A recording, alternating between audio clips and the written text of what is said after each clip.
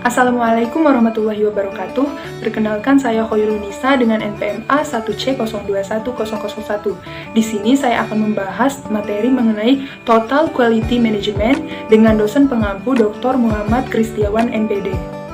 Yang pertama yaitu konsep dasar Total Quality Management atau TQM.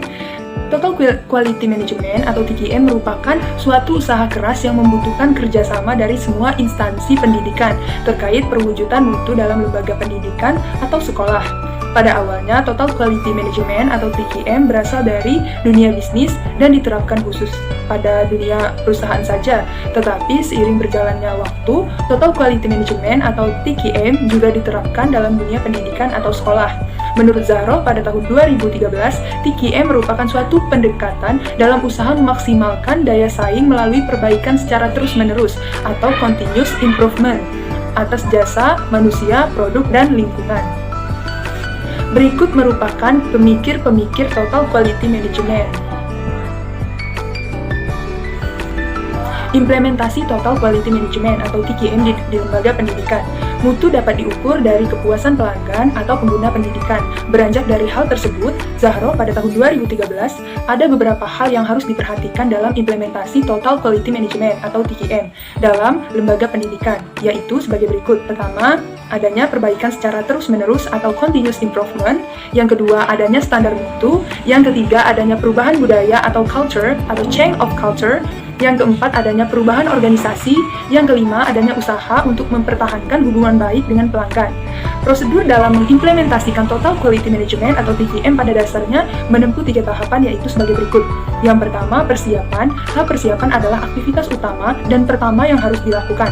Yang kedua, pengembangan sistem. Pengembangan sistem dapat dilakukan dengan langkah peninjauan dan pengembangan sistem yang ada melalui penyusunan dokumen sistem kualitas, melakukan pelatihan, sosialisasi, prosedur, dan kerja pada tim, dan melakukan penyiapan akhir, baik sumber daya manusia maupun non-manusia. Dan yang ketiga, implementasi sistem.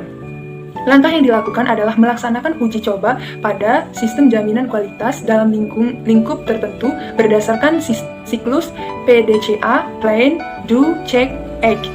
Anggota tim menginformasikan kepada pimpinannya maupun steering commit, mengumpulkan data dari pelanggan, melakukan tindakan koreksi atau pencegahan, melaksanakan rapat pimpinan untuk menghasilkan atau membuat modifikasi proses yang diharapkan secara berkesinambungan.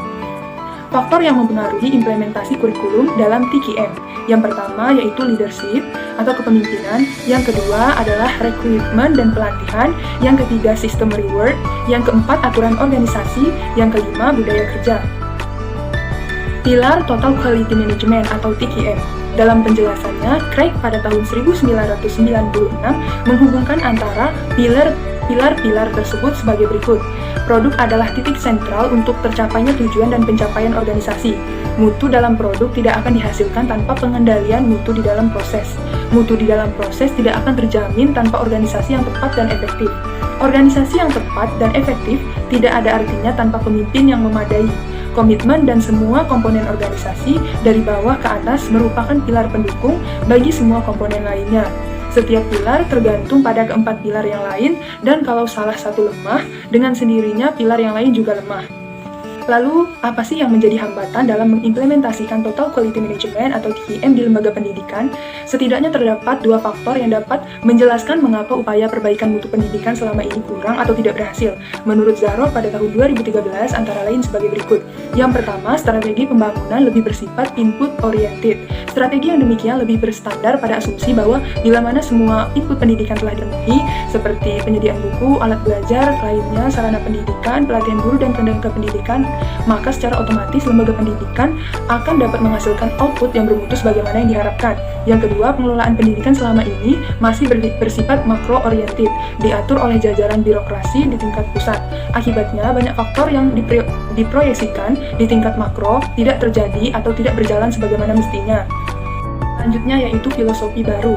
Penerapan Total Quality Management dipermudah oleh beberapa piranti yang sering disebut alat TQM. Alat-alat ini membantu kita menganalisis dan mengerti masalah-masalah serta membantu membuat perencanaan. 8 alat TQM yang diuraikan adalah sebagai berikut. Yang pertama yaitu brainstorming atau curah pendapat. Yang kedua diagram alur, bagan arus proses. Yang ketiga analisis SWOT. Yang keempat, ranking preferensi. Yang kelima, analisis tulang ikan, yang juga disebut diagram sebab akibat. Yang keenam, penilaian kritis. Yang ketujuh, benchmarking. Yang kedelapan, diagram analisa medan daya atau bidang kekuatan. Kesimpulan, Total Quality Management atau TQM merupakan suatu usaha keras yang membutuhkan kerjasama dari semua instansi pendidikan terkait perwujudan mutu dalam lembaga pendidikan atau sekolah. Demikian yang dapat saya sampaikan. Saya akhiri, terima kasih. Wassalamualaikum warahmatullahi wabarakatuh.